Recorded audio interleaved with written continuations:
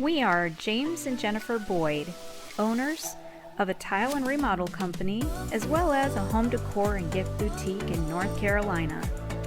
Join us as we share home design and decor tips, as well as how-to tutorials as we work through some of our own projects at home.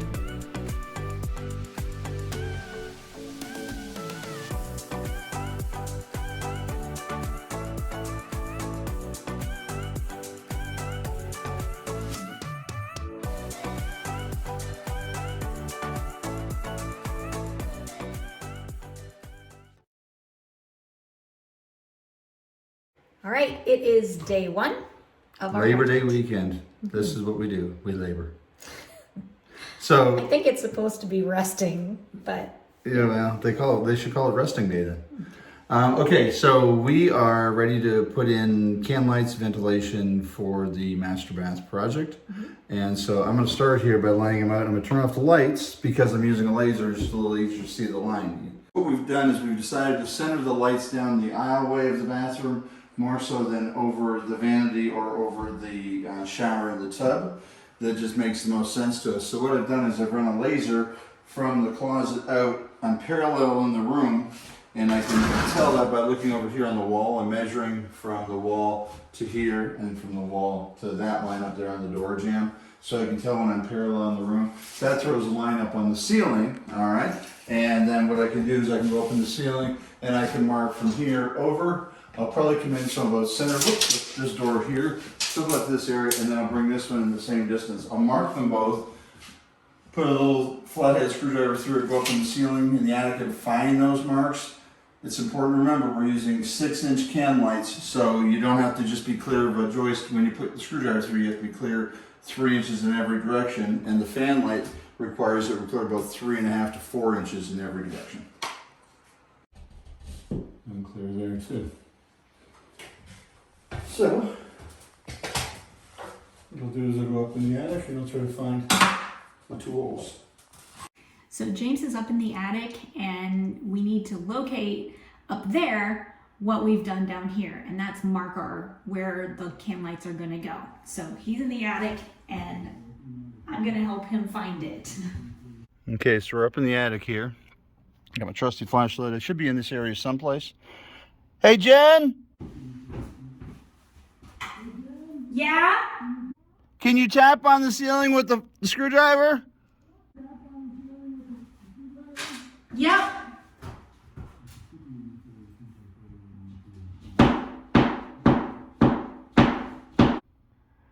It should be in this area someplace right in around here, I think. Oh, wait. There it is! Yep. He found it.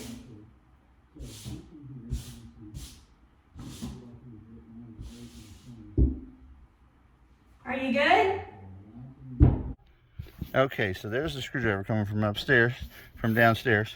So this one here, as you can see, we got real lucky with it, and I'm right in the center of the cavity here. So I got lots of room to drill that. Okay, can you take the screwdriver to the other one? We'll try to find it. Thanks. So what I do is I clear the insulation away from the area. There's the hole there. When I drill it, I don't want all this blown in insulation falling down into the bathroom. So I mark that, and that gives me room to work up here without making a mess downstairs, or less of a mess at least. Okay, and there it is. All right, I found it.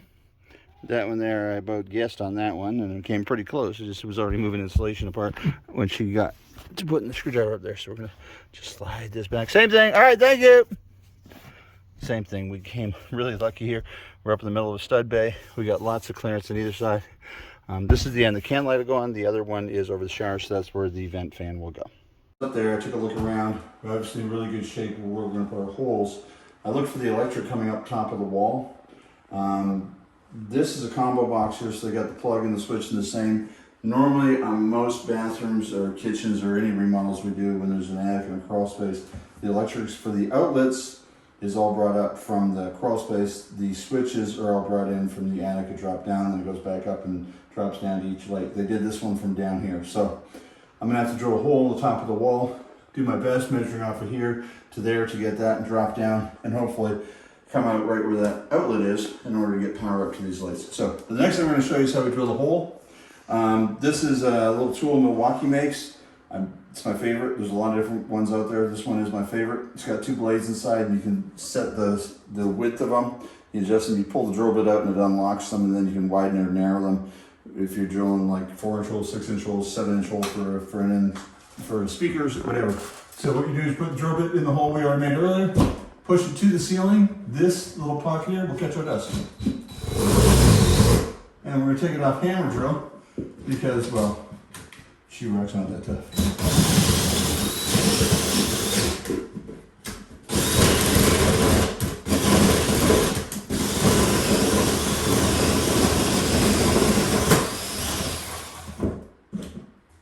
Little cup, cut the dust, so the dust and the circle all inside of the cup. And this is why I cleared the insulation away. That would have been 10 inches of insulation falling down in here, which we would have just had to pick up. So there's a nice clean hole, easy peasy. Okay, so we've got 2 holes in the ceiling. One's for a vent can, one's for a can light. You won't be able to tell which is which once we trim them up. Like I was saying, we can't find the electrical for this up top. So I can't show the access hole of that with the wire that's existing, so I need to start fresh. So what I'm gonna do is I'm gonna go right above. I know I'm gonna have 2 studs that go right up here. One is gonna be my stud, one's my jack stud that hold up the header over the door. So I wanna come inside of that and right above this area here. If I go up close enough to the ceiling like this, I'm gonna hit the top plate of my wall, which means I can drill through my top plate to get my wire in the ceiling.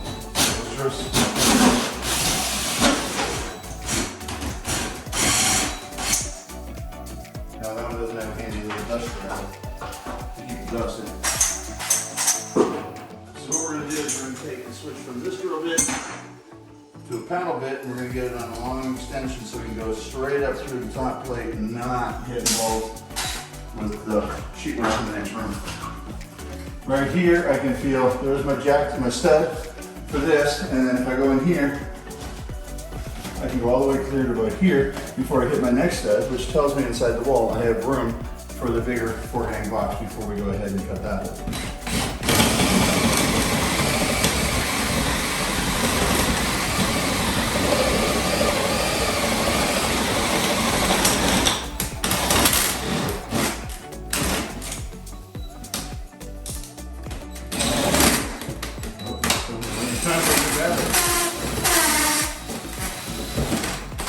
So,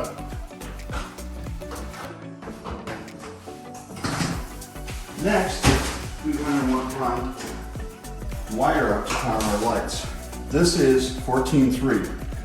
There's actually 4 wires in there, but they refer to it as 14.3 because it's got 3 hots. It's got a white, which is your neutral. It's got a red and a black, which are your hots. And it's also got a ground. So, 4 wires in there, it's still called 14.3. Ground doesn't count. So don't be the guy that takes your wire out of the bag. Fire me a guy over that. Just open a little hole at the top of the bag, pull the wire from the center of the spool, and pull it out as you need it. That way when you put it back in the truck, it doesn't all uncoil and make a mess. So what we can do is we can push this up here. This is going directly to the attic. Like that. I'll get up in the attic and I'll pull that wire over to that hole. That's because that's where the vent and fan are going. I will then take this piece of wire. No, I'm going to go get another. This is a piece of 14.2. This is 14.3 as well. I'm going to get a piece of 14.2 and run it from that hole to this hole. Because basically the main wire is going to go there, power the fan and the light, and then just the light needs to jump to the other hole. So that's what we'll do next.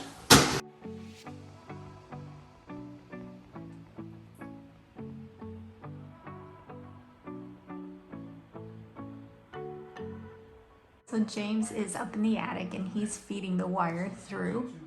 That's going to go down the same hole. And that's from there over here. Snakes are coming out of the ceiling. We'll come up here and Hello? You got the progress, calculated so far? I think so. Ooh, okay, I'm coming down. Okay. Doing projects with him is always a lot of fun. Okay, let's wire up a can light. What I'm gonna do is I'll wire this one first, and then I'll know how much wire I need for it so I can pull it back and get rid of the slack at this end here. So this kind of can light goes up into the hole.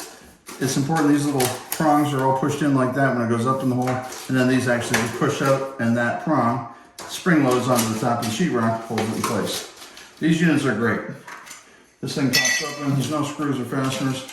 Just throw away the instructions because we've done it 3,000 times. These little things here are built-in wire nuts, which are really nice. I like those a lot. You just strip the wire and push them in. But please don't ever put a fixture in the ceiling without a wire grommet on it.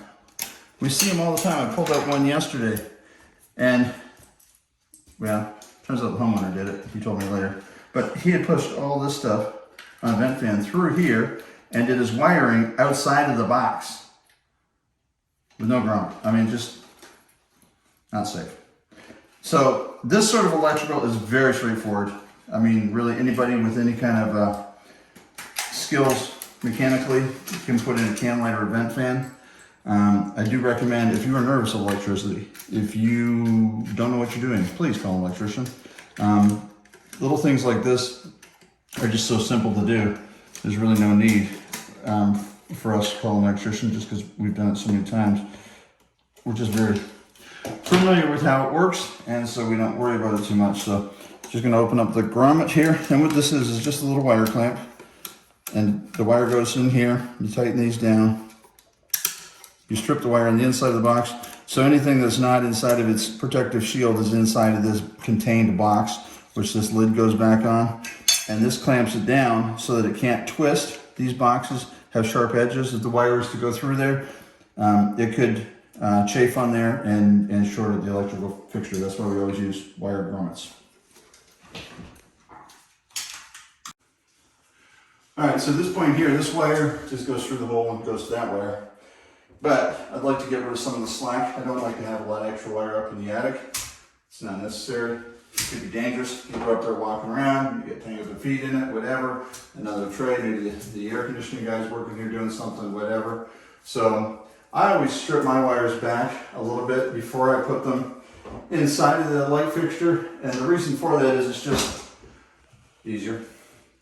It's just a little simpler to do it. Strip my wires back. Well, I've got them right here.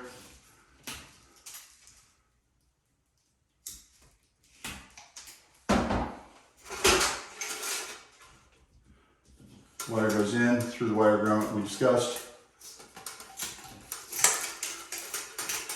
Spin it around so you got a comfortable amount of wire to work with there. Make sure that where the wire is stripped is inside the box and none of the exposed wires are outside of the box. We see that a lot, even on brand new construction houses, where the inspector comes through and looked at it, somehow missed it. A lot of guys just strip their wires back a little bit too far, and I don't know why. I just don't know why. But I don't know why. I always like to make sure I've got my insulation all the way into the box. Safety first, always safety first. Safety then first. What happens is you got a ground. The ground wire literally pushes into the ground grommet like that. They're clear so you can actually see through them and tell when it's in. I like to take that one. I like to push that one to the bottom of the box so it's out of the way. I'm going to do the exact same thing with the white locks and the black. It locks. Can you pass me that safety plate, please? Yep, they're all tucked into their little house. Yep. The wire's tied down here, so it can't move. I remember when I bought my first house, and it was $275 for every can light you wanted installed, besides the ones that it came with. And man, and I realized how big a rip that was. So this goes up here like this. These four flaps all tuck in like this, so the little that goes right up in there like that. I've got my hole saw set at the size where you almost don't even need to walk in. Little clip scope like that, little gentle tap, Gentle.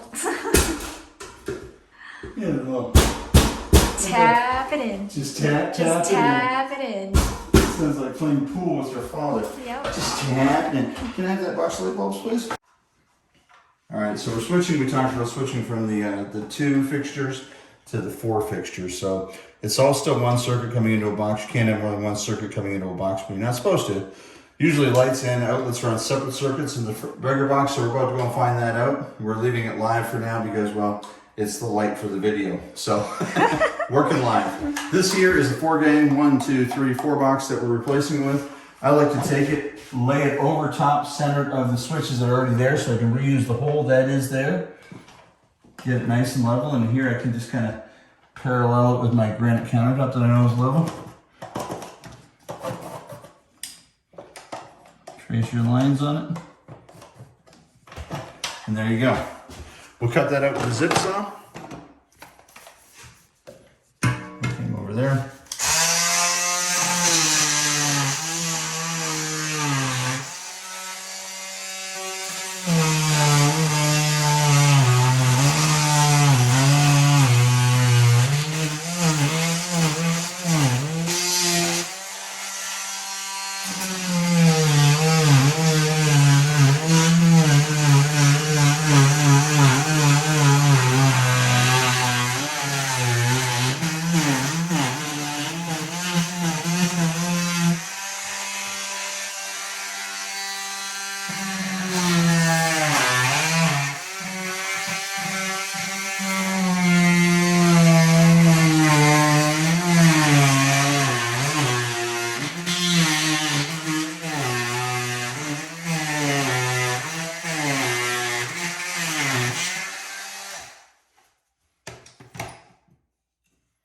Okay, we already knew from checking where our studs were inside the hole up there that we were going to have clearance here. Normally before you cut something, you would check and make sure there could have been another stud here, which would have prohibited a box like this. So what we'll do is we'll turn off the breakers. We're going to pull this electrical out of a box. We'll fish this wire here down from that hole into this box. We'll get everything wired up down here, and while the breaker's off, we'll go upstairs to make the final connections. We're going to turn it on. Easy peasy. Easy peasy. All right, so in these electrical boxes, there's little tabs on the top. They run nails on them so you can nail them to the stud. So I have to reach in with my zip saw, cut those off so this box would have slid out. And my hole bigger for this box here, it goes in like that. I've refed all my wires in. The way these boxes work is this screw, you put it in, and you want to drive it forward, and it's got a little flap that'll pop up like this, hit the back of the sheetrock, and then as I pull it forward, it clamps it. There you go, clamped. Okay, so you have to be very careful with these. If you undo them a little bit too much, the little clamp will fall off and go inside the wall and you never get it back.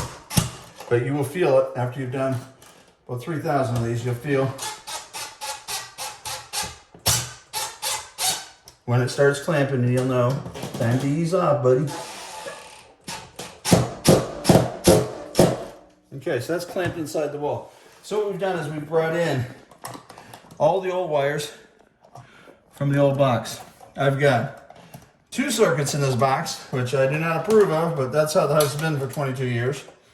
Must have been okay back in the day. This circuit comes in and it powers my outlet.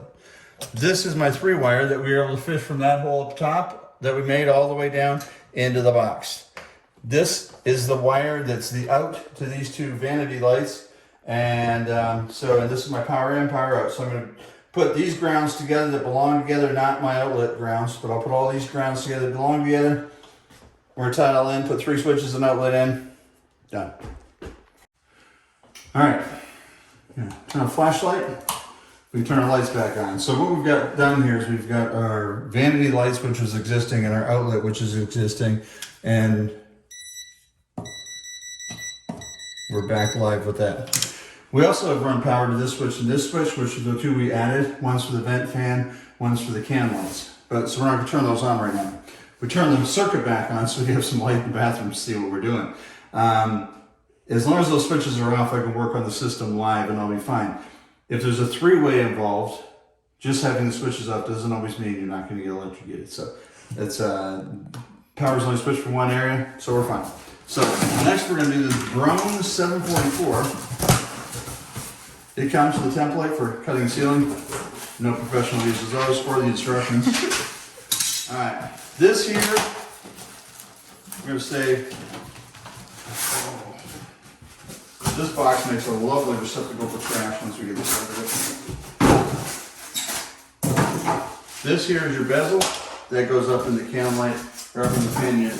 Some people say, why is he setting all that stuff on the granite? Is he scared of scratching it? Nope, because that's part of what we're changing. So, okay. So, Except here, there was almost a mishap. Do what? There was almost a hammer mishap, and Oh, we yeah. don't want to quite break it yet. Yeah, we almost replace the granite tomorrow. Because, well, yeah. When I set the hammer down, I was a little closer to the countertop than I thought. Whack. It's pretty tough.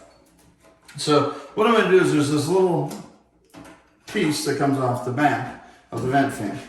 I'm going to take it off. I'm going to put a wire grommet on it. Wire grommets are in here. These are the best ever Milwaukee pack outs. Again, not a paid promotion. They gave us bupkis to do this. But always use a wire grommet. That keeps all my electrical stuff nice and close. So there's 3 connections in here we have to make. 4 actually. No, 3. We make in here. The ground connects to this little flap. So what I'm going to do is I've got the wires hanging out of the ceiling. I'm going to, from here, reach up there, put those through the grommet, strip them, get them tied together, get everything ready to go. And I'm going to do that from in here. Because in here, it's 72 degrees. When I go up in the attic, it's 110. So anything I can do down here, I'm going to do down here and leave the hot stuff for the shortest trip possible. So I'll go ahead and get this wired, and next we'll be up in the attic. So James is currently in the attic, and he is wiring that can light. That's the vent fan. It is smoking hot upstairs right now, and he wants a popsicle. I don't blame him. As promised. If your wife doesn't keep popsicles in the freezer for you, my advice is find it from wife. Anyway, up here. So first switch, you have manual light. Second switch, candle lights. Adds a lot of extra light to this room. Yeah, it does. And those are just we just call those temporary bulbs. Those are the cheap throwaway ones. We'll put the nice flood lamps in there when we're done. Third switch, here, come on. It's the vent fan. Mm-hmm. So vent fans run. Hey, look at the screw popped out. Yeah, I noticed that. Oh, see, we got a screw pop to the ceiling. So Yeah. moving around up there. That's that high. That's that same high truss. Well, we'll get up there and fix that another day. But for today, lights, camera action, fan. I love it. Yes. Popsicle time. I'm pretty excited about the first step. Pretty excited about orange popsicle. I bet you are. You smell like orange. Okay. It smells worse than that. Been up in the attic where it's 120 degrees. But anyways, as we're cutting, you say it smells like an orange. I'm excited because this is the kickoff for this to finally happen. We finally made the first plunge. We're getting going here. So Yeah. that's actually a really easy step. Basic electrical is very easy. Basic plumbing is very easy. Anything that gets too advanced or anything you're not comfortable with, always call plumber and electrician. Yes. Because they're really going to know the right answers. I've learned the right answers by studying very carefully plumbers and electricians on new construction jobs for the last 25 years, and I've picked up a lot. And if you don't really know what you're doing, it might save you at the beginning, but it's going to cost you more in the long run. Yeah, well. So if you're not quite sure, you're not comfortable, definitely hire a professional. It will save you later. All right. Cheers. Cheers.